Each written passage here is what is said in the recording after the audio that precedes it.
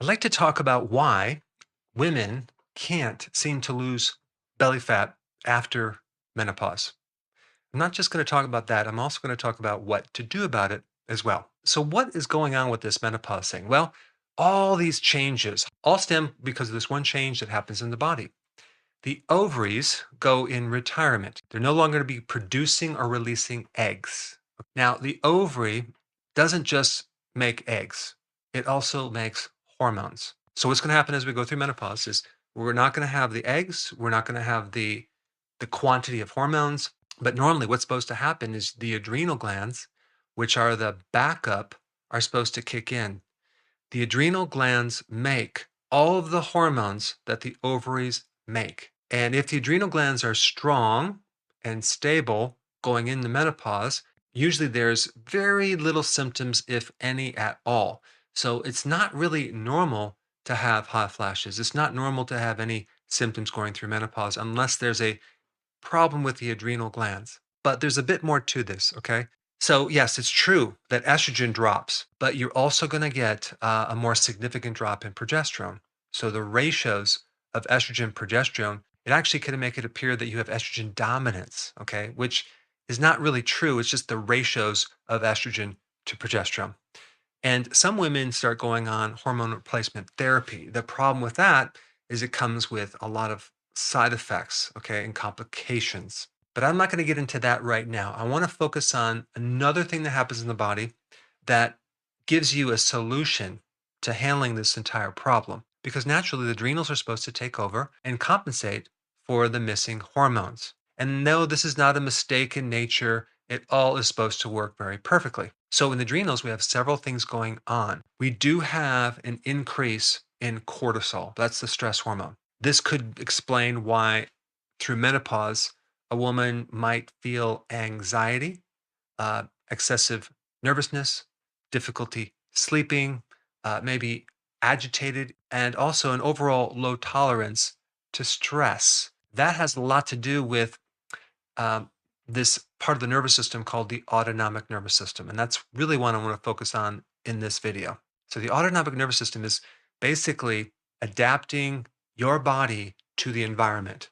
Your body is constantly adapting to temperature, different environments. And one part of the nervous system called the sympathetic, which is the flight or fight, is increasing certain things to adapt to the stress. So let's say, for example, you exercise, right? You need higher pulse rate, you need higher blood pressure to compensate for the blood flow. And then right when you stop that exercise, you have another system that kicks in called the parasympathetic. And that system is all about calming things down and bringing things back to normal. So it's really important to have this balance between the sympathetic and the parasympathetic nervous system. What's interesting about menopause is after menopause, a woman is usually left with a higher sympathetic nervous system and a much lower parasympathetic nervous system. And if they don't know this going into menopause, they might focus more on the estrogen problem, or maybe they might just start to exercise to really get rid of that belly fat that they're concerned about, right? And then they might find, wow, it's not working. It's even getting worse in some cases. And so they go to one doctor after the next trying to figure this problem out. So the very important thing I want to teach you right now is about focusing more on the parasympathetic nervous system. Okay. So that's your recovery system. That is the system that influences your sleep and your ability to recover. And all the fat burning occurs in this recovery phase. If you're too high in the sympathetic and you don't have enough recovery, then you're not going to lose this midsection no matter what you do. And so there's a lot of emphasis on exercise. Okay. Now, exercise stimulates the sympathetic nervous system, but it does not stimulate that parasympathetic nervous system. And so, what I'm going to recommend is you shift gears and you start to exercise your parasympathetic. It would be like taking water and putting out a fire. It calms the sympathetic, and that's going to help you reduce cortisol. It's going to help you sleep. It's going to help you have a midsection that's flat. And so, how do we train this parasympathetic nervous system? Well, that system is not passive, it's active. In other words, it is actively working to calm you down. It's actively working to reset and bring you back to homeostasis, which is kind of like a normal balance internally. So, I guess a good way to explain this is that let's say right now you run outside and you run up a hill really fast, okay? And as you run up the hill, the sympathetic nervous system kicks in there and it's pushing up your pulse rate really, really high. You get your blood pressure really high, and you get at the top of the hill and you're huffing and puffing, and you are at the peak of your sympathetic nervous system. As soon as you stop, okay, and you do nothing, that parasympathetic kicks in actively. It's kind of like a wave that is pushing things down. It's pushing your pulse rate down. It's an active force that is trying to recover you. Okay. And all you have to do is do nothing and let it do its job. And so if you were just to wait until your pulse rate is all the way back to normal, you would strengthen your parasympathetic. But who does that? What do people do when they work out? They go work out, they get their pulse rate really high, they let it come down a little bit, they rest maybe 30 seconds, if that, and they do it right back. They start exercising. And right there, you are failing to exercise that recovery system. You are developing and training the sympathetic to be really, really strong, but without enough recovery. And so over time, you lose the strength and capacity to recover. And so your body is ending up just producing cortisol that's creating more belly fat. It has a hard time sleeping. So I wanted to make a big deal about this video to emphasize this one simple point that if you really understand it, you can apply it to a lot of different things.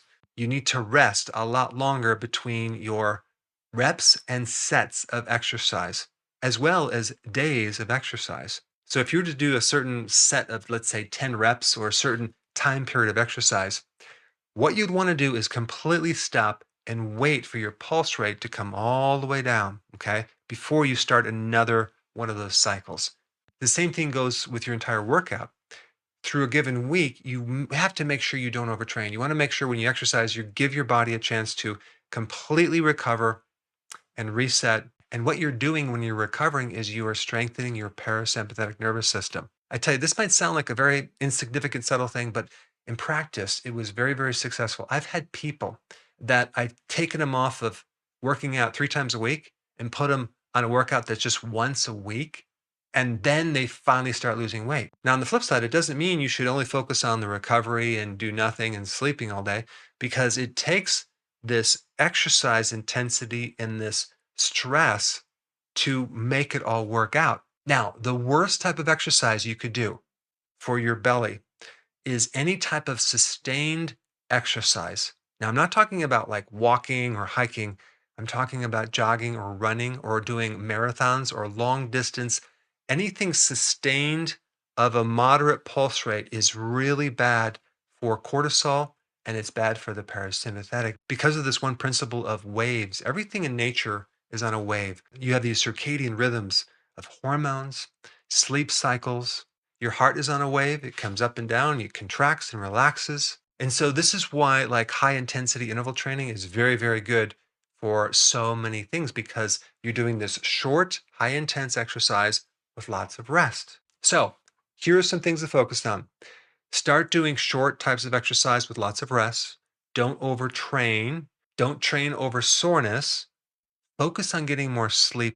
And by doing this, it's automatically going to improve your sleeping because you're going to be improving the parasympathetic. Certain types of body work, whether it's chiropractic, massage, physical therapy, is all going to help. Omega-3 fatty acids can help as well. Also, the precursor to all of these hormones, it's called DHEA. Really good supplement to take, especially through menopause. But if you're female, I would highly recommend you don't take a lot of it.